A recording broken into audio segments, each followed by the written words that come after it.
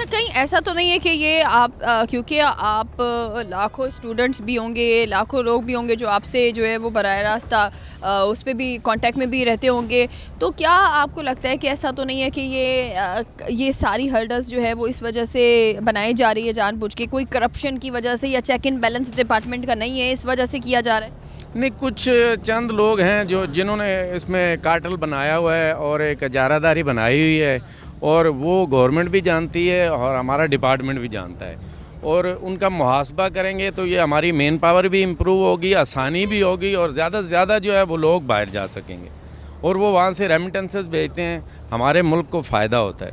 इससे हमारी मईशत को नुकसान हो रहा है और बिला वजह हर्डल्स क्रिएट की जा रही हैं। अभी अभी आप मुझे ये बता सकती हैं कि एक अंदाजे के मुताबिक आपका कितना खर्चा हो चुका है? मेरे 40-50 हज़ार रुपये लग गए। 40-50 हज़ार अभी आपके खर्च हो गए। और अभी अभी फिर भी इसके बावजूद भी कोई इन्होंने आपको सपोर्ट नहीं किया जा रहा? कुछ भी नहीं है। अच्छा, गवर्नमेंट से क्या अपील करेंगी आप? मैं यही अपील करूँगी कि कोशिश करें, मैं अपने बच्चों के लिए जा रही हूँ रोज़ी के लिए, तो लिहाजा कि कर दें मेरा यहाँ से प्रोडक्टर। अच्छा, ये बताइएगा, आप यहाँ पर रोज़ाना आती हैं? कितने टाइम से आप यहाँ पर आ रही है जो आपको यहाँ पे आपकी आवाज़ नहीं 2 सुनी? महीने हो गए। 2 महीने से आ रही है? जी। अच्छा, उसके बावजूद भी कोई यहाँ पे नहीं सुन रहा? नहीं। और वहाँ से कफ़ील की कॉल पे कॉल आ रही है कि आप कब आएंगी, यहाँ पे देर हो रही है, वीज़ा ख़त्म हो जाएगा मेरे पैसे भी ज़ाया चले जाएंगे। ठीक है जी, ये देखें आपके लोगों की इतनी ज़्यादा मुश्किलात हैं, लोग यहाँ पर खड़े होते हैं, सुबह से खड़े होते हैं। ये 2 महीनों से मेरी बहन यहाँ पर बार बार आ रही है, लेकिन इनकी आवाज़ जो है वो कोई सुनने वाला नहीं है। हमारे मुल्क की ज़िम्मेदारी है, हुकूमत की ज़िम्मेदारी है कि तमाम तर जो ओवरसीज़ एम्प्लॉइज़ हैं, एम्प्लॉयमेंट के लिए जा रहे हैं, उनके लिए आसानी होनी चाहिए, ना कि ये इतना ज़्यादा मुश्किल बना दिया जाए तो फिर आपके मुल्क से जो सरमायाकारी के लिए भी बाहर जा रहे हैं वो कैसे जा पाएंगे। अच्छा, हम ये भी देखते हैं कि जैसे बहुत सारे लोगों को क्लियरनेस भी मिलती है, लेकिन उसके बाद भी एयरपोर्ट पर जब पहुंचते हैं तो वहाँ पर जो है वो ऑफलोड कर दिया जाता है। उसकी क्या वजह है? वहाँ वो क्या ऐसा रीज़न है जिसकी वजह से जो है वो ऑफलोड किया जाता है एंड ऑफ द टाइम? उनसे जो है हम ये भी देखते हैं बहुत सारे लोगों की अभी कुछ टाइम पहले ही फुटेजेस भी सामने आई कि वीज़ा छीन के फाड़ दिया गया है। तो ये तमाम तर चीज़ें जो है वो क्या होती है, क्यों किया जाता है? जी, इस इशू पे हमने यही इनसे बात की है, प्रोटेक्टर से और दूसरे इदारों से जो रिलेटेड हैं, जैसे एयरलाइन का अमला है, तो वो मिसबिहेव करते हैं लोगों से, खाम खा उनको तंग करते हैं। जब प्रोटेक्टर हो गया है तो उसके बाद कोई जो है ना डॉक्यूमेंट्स बाकी नहीं रहती जो वो चेक करें एयरपोर्ट के ऊपर।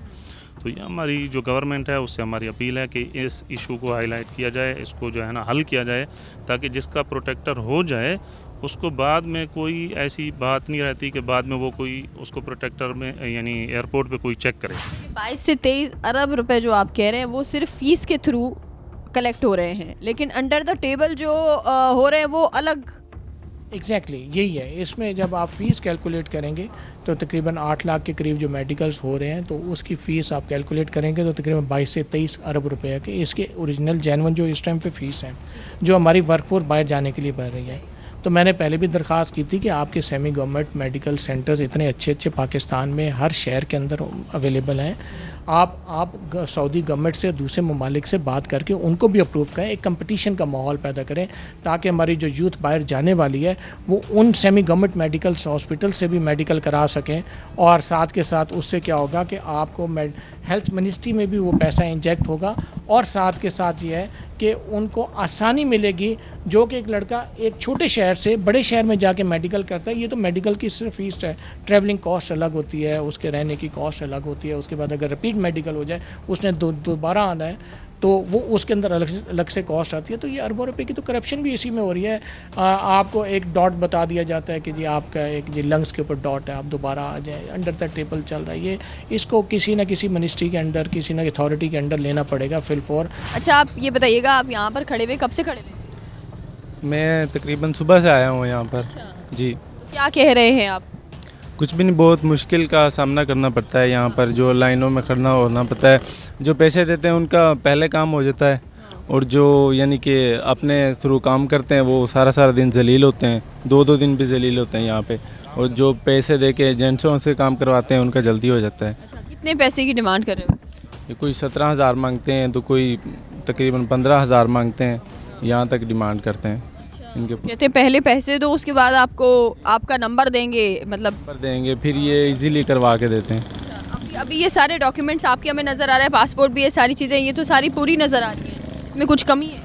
नहीं, ये अभी पूरी है, मैंने भी पैसे दे के काम करवाया है। जी हाँ, कितने पैसे दिए? मैंने भी दिए, ये बस दिए पैसे ही हैं, ये नहीं कितने दिए हैं। सारे एजेंट बाहर खड़े हुए हैं काम करने वाले, और कौन है यहाँ पे?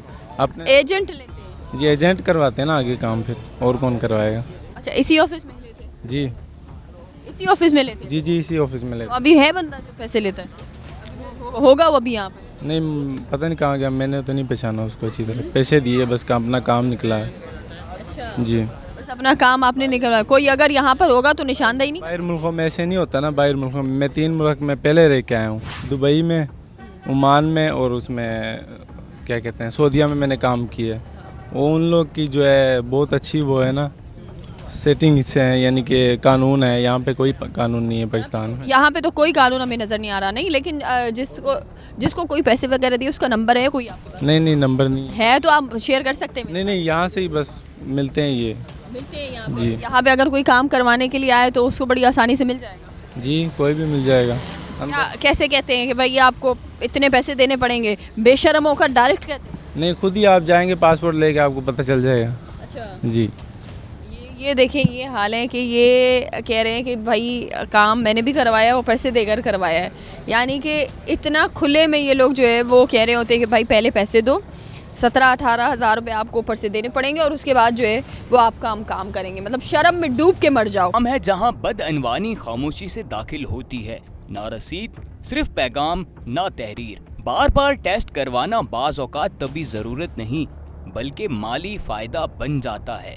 नई कतार और नई ताख़ीर गरीब मुसाफिर के लिए नई फीस, हर नया टेस्ट सज़ा बन जाती है, जबकि साहिबे हैसियत के लिए शॉर्टकट निकल आता है। पाकिस्तान से बाहर जाने वाले के लिए मेडिकल क्लियरेंस एक कागज़ नहीं, ये एक आईना है जो हमें दिखाता है कि हमने निज़ाम को कहां बेच दिया है। तलाश इसी आईने को अवाम के सामने रखती है ताकि फैसला बीमारी पर हो, बदअनवानी पर नहीं। हम ये भी देखते हैं कि बहुत सारे लोगों को जो है वो ये भी प्रॉब्लम फेस करनी पड़ती है कि जी मेडिकल बार बार करवाया जाता है, वो क्लियर नहीं किया जाता। तो ये तमाम तर चीज़ें क्यों की जा रही है? हालांकि गवर्नमेंट जो है वो एक तरफ तो ये कहती है कि ओवरसीज़ एम्प्लॉयज़ जो है वो एम्प्लॉयमेंट ज़्यादा से ज़्यादा होना चाहिए ताकि सरमाया जो है वो अपने मुल्क में आ सके। तो ये इस तरह की फिर क्यों इस तरह की चीज़ें हो रही होती है कि मेडिकल पास नहीं होता या मेडिकल दोबारा से बार बार करवाए जाते हैं? असल में ये जो मेडिकल की मैं बता रहा हूँ ना कि मेडिकल से लेके ये एक मतलब कैंडिडेट जाता है 2-3 दफ़ा रिपीट होता है। इस पे भी गवर्नमेंट देखें, इस पे चेक एंड बैलेंस करे। इसी तरह यानी मेडिकल से लेके सबमिशन एम्बेसी तक जितने भी हमारे, यानी हम बेसिकली मिडिल ईस्ट का ज़्यादा काम करते हैं, इसके अलावा तो यूरोप मुल्कों की पोजीशन आपके सामने ही है।